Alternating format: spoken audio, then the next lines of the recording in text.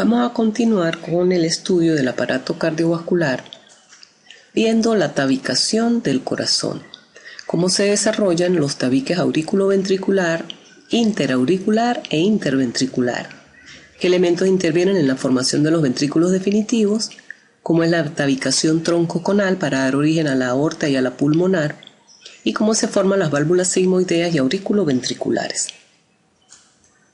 Recordemos que dentro del corazón existen los llamados tabiques intracardíacos que van a permitir separar, en el caso de las aurículas y los ventrículos, separarlos formando la válvula mitral y la válvula tricúspide.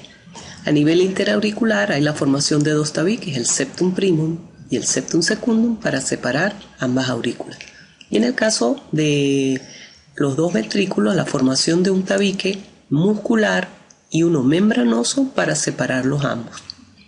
Y a nivel del tronco cono, la formación de la arteria pulmonar y la arteria aorta, veremos que son los derivados de esta estructura troncoconal. A nivel del tabique auriculoventricular, recordemos que las aurículas están en comunicación directa con cada uno de sus ventrículos correspondientes porque no hay todavía la formación de este plano aurículo-ventricular. Entonces, si hacemos un corte transversal en esta zona, veremos que el corazón está conformado como una especie de anillo o tubo y en su interior una cavidad. De esta cavidad se formarán entonces dos espacios, uno para la válvula tricúspide y otro para la válvula mitral, y así separar ambas aurículas de su ventrículo correspondiente. El tejido que dará origen a la formación de estas válvulas es conocido como cojinetes endocárdicos o almohadillas endocárdicas, que derivan de la gelatina cardíaca que ha sido invadida por células de la cresta neural. Si observamos en esta imagen el orificio auriculoventricular común, veremos que comienzan a aparecer unos rodetes de tejido en el sentido superior, inferior y lateral, que al ir creciendo comienzan a adosarse y a formar dos espacios, uno que dará origen al orificio tricuspidio con su válvula tricúspide y al orificio mitral con su válvula mitral. Estas valvas de estas válvulas se van a originar del endocardio de esta zona. En el caso de la mitral se originarán dos valvas y en el caso de la tricúspide tres, y así quedan completamente separadas cada aurícula de su ventrículo correspondiente. En el caso de las aurículas, veamos este corte frontal o coronal del corazón, donde vemos una gran cavidad auricular y las cavidades ventriculares. Aquí vemos los cojinetes endocárdicos y los orificios tricuspidio y mitral.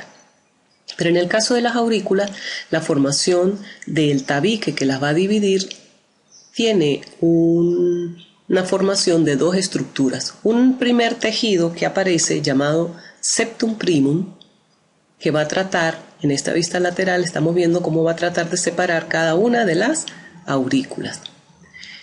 Él se va a dirigir desde atrás y arriba hacia adelante tratando de cerrar este orificio cercano a los cojinetes endocárdicos.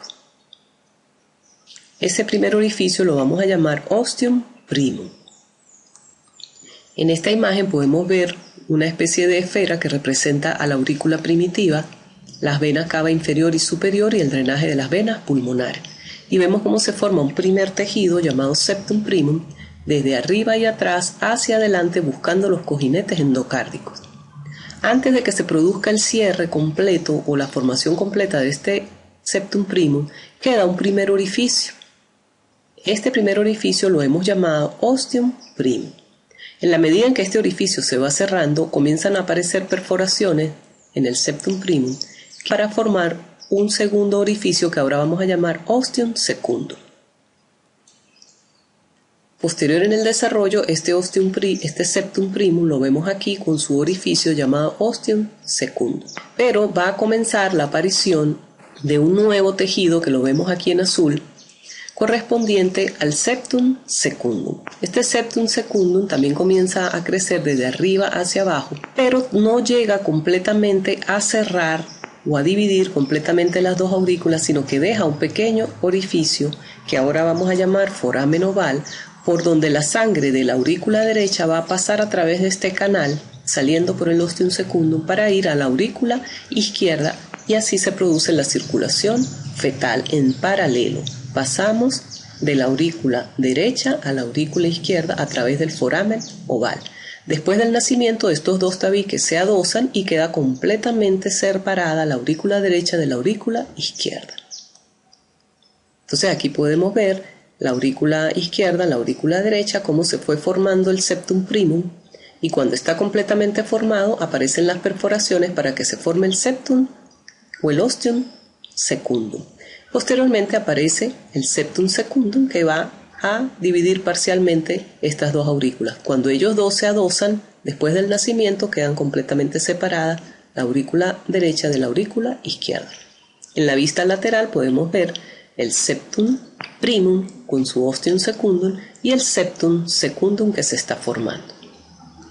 Aquí vemos cada una de las representaciones: septum secundum, el ostium secundum, las almohadillas endocárdicas que van a ir formando orificios mitral y tricuspidio, y al principio los dos ventrículos están comunicados por un gran orificio interventricular. Entonces aquí resumimos la formación: septum primum con su ostium primum, posteriormente ostium secundum y septum secundum. También vemos almohadillas endocárdicas, ese tejido va creciendo y al final va separando completamente las aurículas de los ventrículos para formar el orificio mitral y el orificio tricuspidio.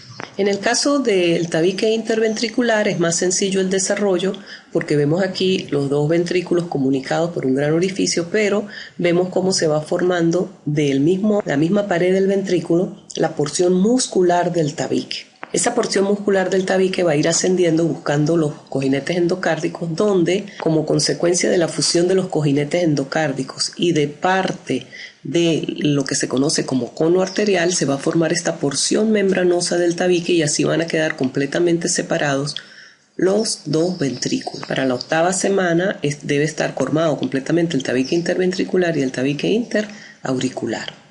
En la porción correspondiente a la formación de la aorta y la pulmonar tenemos el bulbus cordi, y recordemos que el bulbus cordi está formado en su porción superior por el tronco arterioso, en una porción media conocida como cono arterial, esto es lo que conocemos como el tronco cono, y la porción inferior, que es la porción trabeculada del ventrículo derecho, que va a dar origen a la mayor parte del ventrículo derecho. Veremos entonces cómo a partir de esta estructura conocida como tronco cono se va a formar lo que es la arteria pulmonar y la arteria aorta.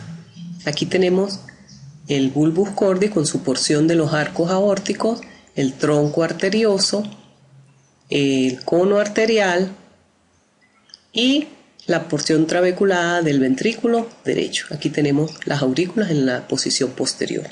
Pero como de esta estructura cilíndrica única se van a formar dos arterias cruzadas, pues lo vemos porque dentro del tronco cono se van a formar dos tabiques o rebordes troncoconales que van a adosarse uno con el otro para dar la separación, y en una mitad se formará la arteria pulmonar y en la otra se formará la arteria aorta.